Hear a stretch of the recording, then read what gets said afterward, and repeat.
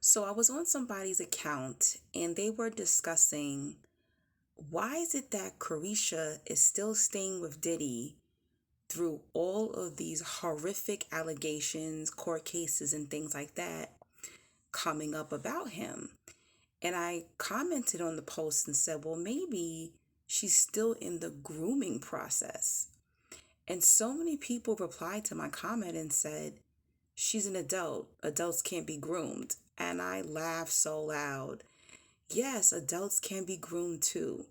It's just normally talked about only with vulnerable children in adult dynamics. But yes, especially narcissists and sociopaths and psychopaths, they groom you first. You know who get groomed a lot? People with autism, people who have mental illness, people who just experience a death in their family. I've been groomed by narcissists after my mother had passed away. Oh, I see, you know who I see get groomed all the time? Single mothers, okay? These are all people who are in vulnerable states, okay? Sometimes they have childlike minds and they can get groomed. You can get groomed as an adult. A lot of you have been groomed and you don't even realize it. You're groomed for abuse.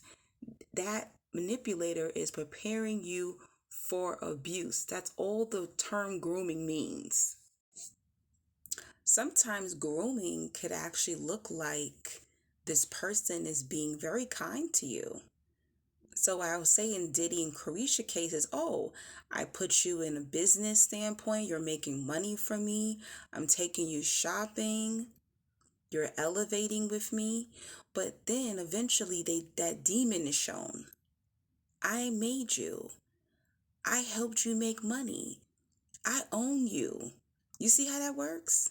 So a lot of times grooming looks very different in certain cases where you actually feel you owe the person who preyed on you, the person who groomed you. They take what you like. They notice what your weaknesses are. They notice what your strengths are and they use it against you. And that's how they groom you. So when you have no self-love, you don't have boundaries, you're not up on game, you have voids. These narcissists and these psychopaths and these sociopaths, they take note of that.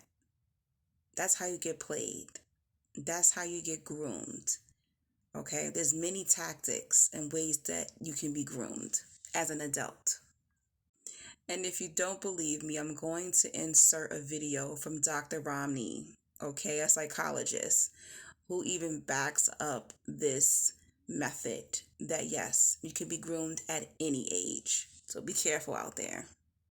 Don't consider and ask the question, or answer the question, I should say, is love bombing just a process of grooming someone?